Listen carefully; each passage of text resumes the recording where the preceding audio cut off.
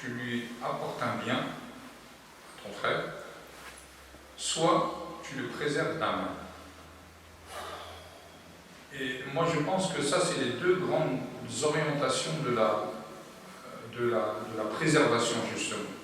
Essayer d'être, quand on dit bien, attention, quand on parle de bien avec les frères, on pense souvent que ça veut dire qu'il ne faut pas le froisser.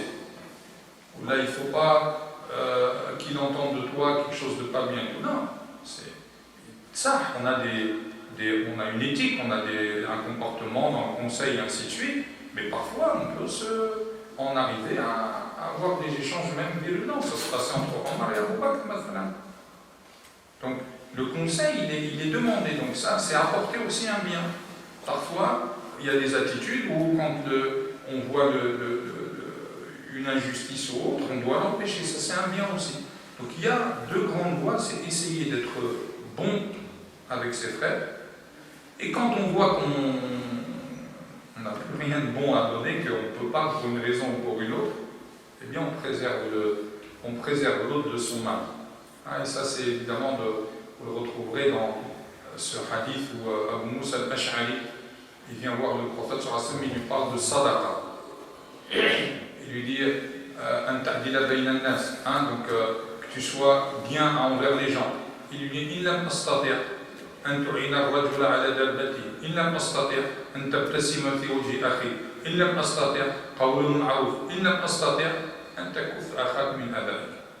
Que tu préserves ton frère de ton mal. C'est-à-dire si t'es vraiment, tu peux rien donner de bien, tu as toujours, en même temps c'est profond, psychologiquement, c'est très profond quand le prophète sallallahu alayhi wa sallam dit ça. Pourquoi? Parce que ça veut dire qu'il est en train de te dire que tout le monde il a un bien à donner. Il lui a pas dit, si tu peux rien faire comme bien, c'est ce que je te dis.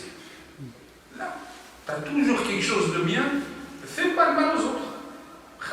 Viens à la mosquée, prie ta prière, et au moins ta présence, elle est indispensable.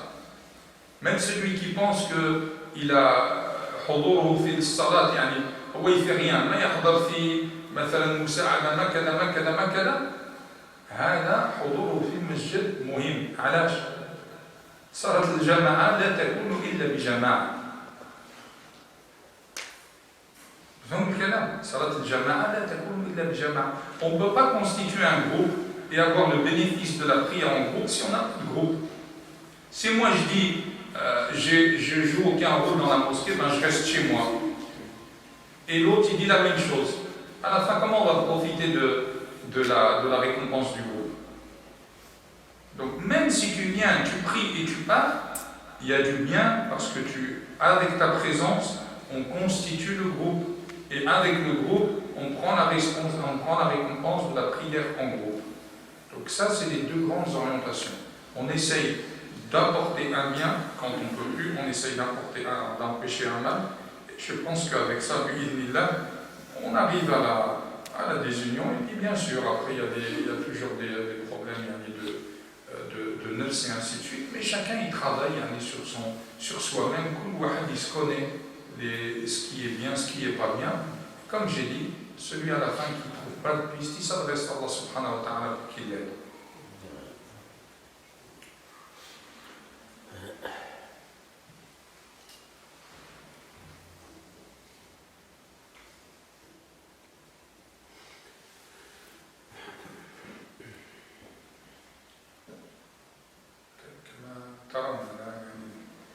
قيس عندما يقال لي قيس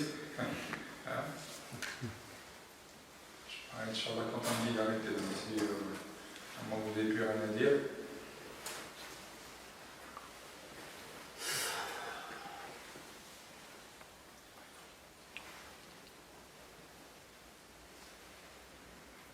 Inch'Allah.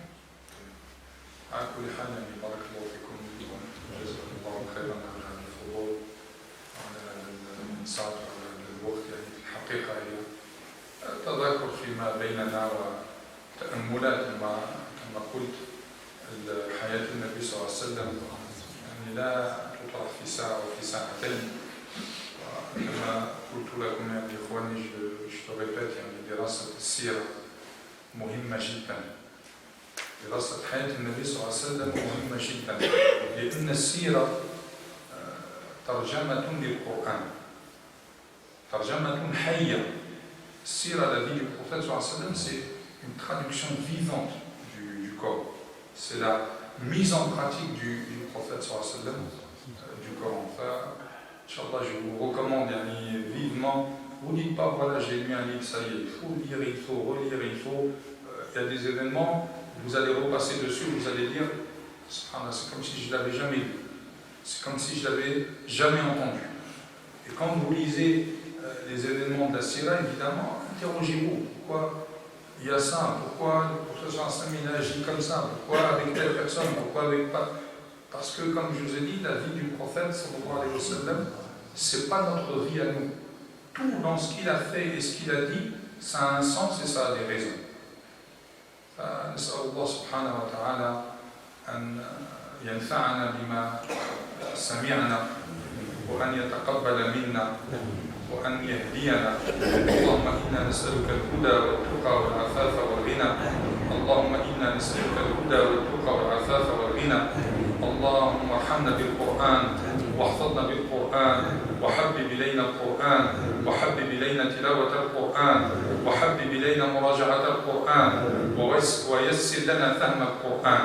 اللهم علمنا التأويل، اللهم علمنا التأويل. اللهم لا تبتلينا بنسيان القرآن، اللهم لا تبتلينا بنسيان القرآن. اللهم ثبت القرآن في صدورنا، اللهم ثبت القرآن في صدورنا، اللهم ثبت القرآن في صدورنا. اللهم اجعلنا من الذين يحللون حلالا ويحرمون حراما يا رب العالمين. اللهم ارفعنا بالقرآن واغفر لنا بالقرآن واشفنا بالقرآن. اللهم اجعل القرآن لنا ولا تجعله علينا، اللهم اجعل القرآن لنا ولا تجعله علينا. اللهم كما جمعتنا في هذا المكان فاجمعنا في جنتك النعيم. اللهم يا ربنا آمنا بنبيك ولم نراه، اللهم إننا آمنا بنبيك ولم نراه، اللهم إننا آمنا بنبيك ولم نراه، فلا تحرمنا من صحبته في الجنة. اللهم لا تحرمنا من صحبته في الجنة، اللهم لا تحرمنا من صحبته في الجنة يا رب العالمين. اللهم إننا نشهد يا رب العالمين أنه قد بلغ الرسالة، اللهم إننا نشهد أنه قد بلغ الرسالة. اللهم ارضى عن صحابته يا رب العالمين. اللهم إنا نسألك علما نافعا وعملا متقبلا ورزقا طيبا ودعاء مستجابا يا رب العالمين. اللهم اشغلنا بك عمن سواك، اللهم اشغلنا بك عمن سواك.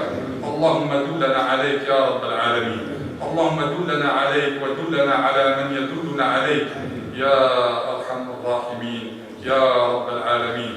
اللهم لا تجعلنا فتنة للذين كفروا، اللهم لا تجعلنا فتنة للذين كفروا يا ربنا يا مولانا. عليك توكلنا وإليك أنبنا وإليك المصير. وصل الله وسلم على سيدنا محمد وعلى آله وصحبه أجمعين. سبحان ربك رب العزة عما يصفون وسلام على المرسلين والحمد لله رب العالمين. وبارك الله فيكم.